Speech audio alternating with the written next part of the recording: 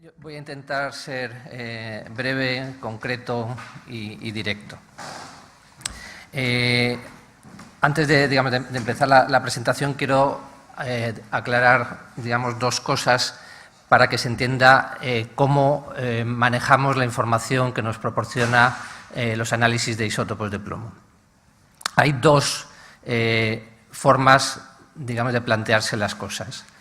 Una que es la que es más concreta, aceptada por la mayoría de los investigadores, es, desde el punto de vista negativo, es decir, no pertenece a.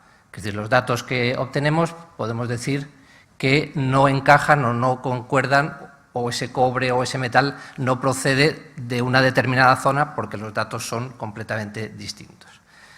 Y luego está, la parte, más complicada, que es intentar entender de dónde procede un metal. Podemos decir, no procede de muchos sitios, pero lo que nos interesa saber es cuál es el probable o posible origen. Y para, conseguir esa información, las discusiones ahí, empiezan a ser más cuantiosas, porque la información no podemos manejarla de manera global o de manera genérica con toda la información de los análisis de manera conjunta, como lo podemos hacer en ese primer estudio de descarte. O sea, para descartar podemos poner la nube de puntos y decir, ¿estoy o no estoy? Si no estoy, no estoy y no estaré por más que lo intente. Si pongo todos los puntos, puedo estar, pero esos puntos hay que luego discriminarlos bien en grupos para poder afirmar que realmente pertenece un material a una procedencia concreta. Explicado este primer punto, nosotros analizamos el depósito de Fontana Cuberta y lo que nos encontramos era una asignatura isotópica, diferenciada, es decir, que podemos decir que la mayoría de los objetos analizados, había unos poquitos que sí, pero la mayoría, lo que nos preocupa, ese grupo principal, no es de Cerdeña, no es de Chipre, y nos encontramos con el problema que no teníamos nada conocido. Sabíamos que no era de la península ibérica, no era de Irlanda, no era de Inglaterra, no era de Francia, no era de Alemania, no era de Italia, no era de Polonia, no era de Rumanía, no era de Ucrania, no era de la zona de Timneh y de Feynman, no era de la zona de Afganistán, no era de la zona del Cáucaso, no era. O sea, eso lo teníamos, claro. El problema es de dónde era.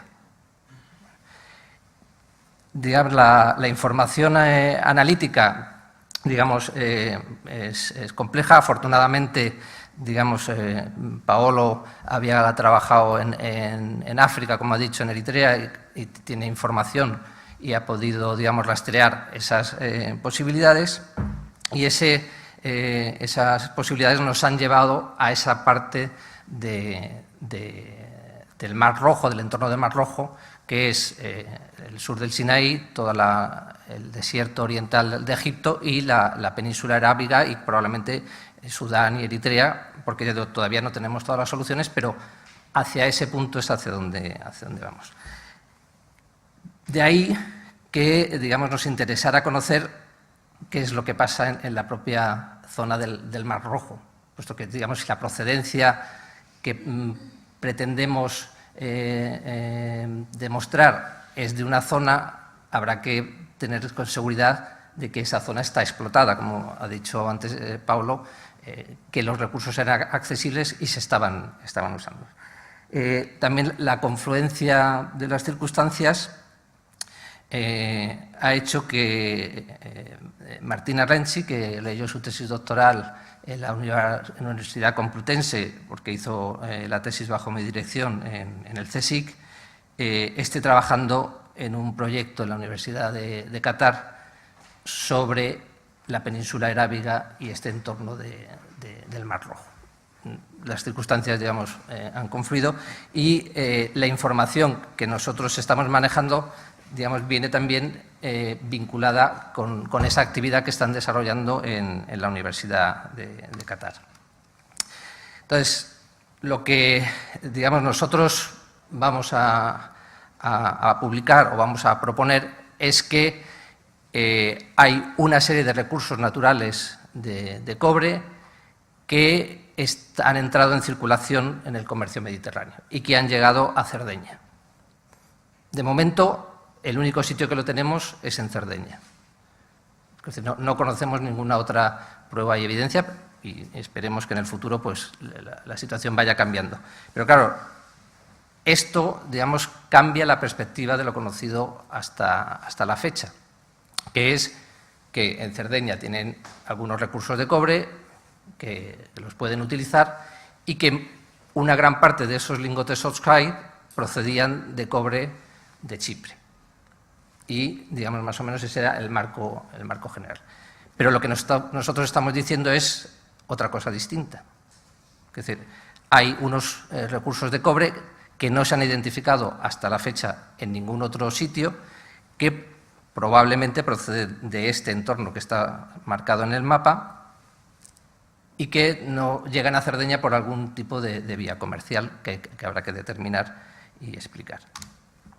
El proyecto que están desarrollando en Qatar es ligeramente más tardío, pero digamos, nos sirve digamos, de referencia porque los datos isotópicos de los minerales son los mismos para cualquier época. Lo que va a cambiar es la cronología de los materiales que estamos estudiando. Y, digamos, aunque está centrado en la Edad del Hierro, hemos estado recopilando toda esa información previa. Bueno, los datos de Fontana Coberta están ahí marcados. La situación es, digamos, clara. Es toda esta zona de objetos que están por debajo de esta línea azul. Era una procedencia desconocida. La zona de las mineralizaciones de Cerdeña, de Chipre y muchas otras de Europa continental y del Mediterráneo se sitúan siempre en esta banda. El rasgo inicial diferente era que todas estas signaturas isotópicas tienen una proporción muy baja de la ratio con el isótopo 208, que es el que procede del torio. Ese es, digamos, el rasgo singular que tenemos. El proyecto de investigación, después de una búsqueda intensiva por todo lo que no es, que sabemos que no es, nos llevó a tener la referencia de una publicación del año 2009 del yacimiento de Al-Midamam, en Yemen. El material datado es del bronce, aquí pone Bronze Age, pero la cronología es un poco dudosa porque está entre el siglo XIV y el siglo IX antes de Cristo, quizá el inicio de la Edad del Hierro en la zona. En fin, estamos en ese momento del final del Bronce e inicio de la Edad del Hierro. Y los datos, vaya, está eso duplicado.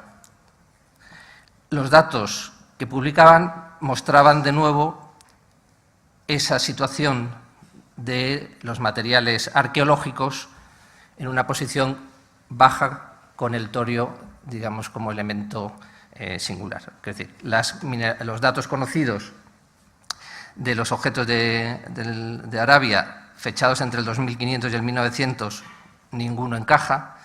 Los más tardíos de entre el 1900 y el 600, ninguno encaja. Y solamente los materiales de Al-Midamam tienen esa posición, llamémosla, anómala. Si comparamos los datos de Al-Midamam con los de Fontana Coberta, pues vemos que, digamos, empiezan a estar en una posición diferente. En algún caso, bueno, pues podríamos decir que encaja, hay otros que están ahí, pero, digamos, tenemos una pista para ver que es un sitio donde están utilizando cobre con una asignatura isotópica anómala similar a la que hemos encontrado en Fontana Coberta. Estos son datos de mineralizaciones de la zona de Arabia Saudí y del desierto oriental de Egipto, que nos sirvieron, digamos, de referencia para empezar a comparar esos datos isotópicos de Vallao. También se publicó en el 2013 o 2014, bueno, muy recientemente, los estudios de las investigaciones del Instituto Arqueológico Alemán en esta zona sur del Sinaí y en el desierto oriental de Egipto, que son los que nos están permitiendo enmarcar los datos. Quiero destacar, porque luego probablemente alguien lo preguntará y con toda razón, que los datos de Timna y Feinan, que están aquí, tienen una asignatura isotópica diferente. O sea, Timna y Feinan no encajan en lo que estamos hablando, pero sí pueden encajar algunas de las mineralizaciones del sur del Sinaí, que tienen, digamos, asignatura isotópica distinta. Y esta comparativa, pues, digamos, nos lleva a que tenemos minerales, hay algunos más que se sitúan en otras posiciones isotópicas, pero yo he destacado aquello que puede encajar. Y si vemos esos datos del Sinaí de Egipto, pues empezamos a ver que hay, digamos, minerales que se sitúan en esa zona con rasgos isotópicos de torio, de contenidos de torio muy bajos. Si, digamos, completamos con los minerales de Omán, que sí sabemos que fueron un recurso importante durante el Calcolítico, vemos que los minerales de Omán están en otra posición, pero, digamos, hay algunos objetos de Omán, que la mayoría encajan con lo que sería Omán, pero hay algunos objetos que vuelven a colocarse en esas posiciones, digamos, anómalas. El proyecto que están desarrollando Martina Renzi y con Thilo Rerem, pues, digamos, está ofreciendo algunos datos nuevos, no digo que soluciones, sino datos nuevos, porque están estudiando el yacimiento de Taima. Ya han publicado algún trabajo que está aquí, el de President's Seminar of Arabian Studies de este año, pero, digamos, los datos que aparecen en Taima, que es un yacimiento de inicios de la Edad del Hierro, que es decir, es un poquito más tardío, pero estamos, digamos, buscando una posibilidad, o sea, ahora mismo no tenemos certezas, muestran que los datos están en las posiciones isotópicas normales y típicas, salvo este objeto de aquí, que, bueno, que no acaba de encajar del todo, es decir, ahora hemos cambiado el gráfico isotópico, una perspectiva distinta para ver las disposiciones, y vemos que este objeto es el único que se separa un poco, no acaba de ser tal, pero también es curioso que es el objeto que presenta una composición también muy atípica, con algunos rasgos de un contenido muy elevado en hierro, en esta masa metálica, que también hemos identificado en algunos de los objetos de Cerdeña, que no es nada típico y frecuente. Y luego, como antes señaló Paolo, nos queda, digamos, todavía no sabemos nada. Sabemos que podemos estar o debemos buscar en esta zona oriental. Algún objeto puede tener más o menos encaje, pero bueno, hay datos que todavía no podemos precisar todavía orígenes concretos, pero lo que sí estamos seguros es que todavía nos falta, digamos, recursos de cobre que no están identificados. Tenemos todo este grupo de objetos del que todavía no tenemos ninguna referencia geológica que nos permita sugerir una posible procedencia. ¿Qué implica esto? Esta serie de datos. Primero, que el depósito de Fontana Cuberta está formado por metal de cobre de distintas procedencias de la zona oriental. O sea, que no estamos hablando, porque esta distribución no permite hablar de una única zona de procedencia, sino estamos hablando de distintos grupos de procedencia de una zona oriental, que probablemente debe estar en el entorno del sur del Sinaí, el desierto de Egipto, la zona de Arabia Saudí o, digamos, la zona más al sur de África. ¿Quién se cree esto? Pues, digamos, ahí está la pregunta. Nosotros no podemos todavía dar, digamos, respuestas más precisas, pero por lo menos hemos podido dar el primer paso para plantear que en este comercio mediterráneo, en un momento concreto probablemente, porque no tenemos un registro de uso de este tipo de cobre anterior en un periodo concreto de ese bronce reciente que es en el que se data el yacimiento de Fontana Cuberta, algo está pasando más en el mundo del Mediterráneo oriental, que están entrando en circulación determinados recursos minerales que luego no se continúan usando, desaparecen, cambian las rutas o los circuitos.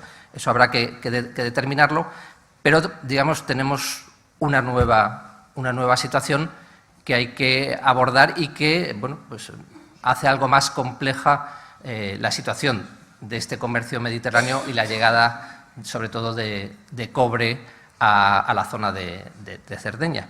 Y, en principio, esta es la presentación de estos datos hasta donde hemos podido llegar. Muchas gracias.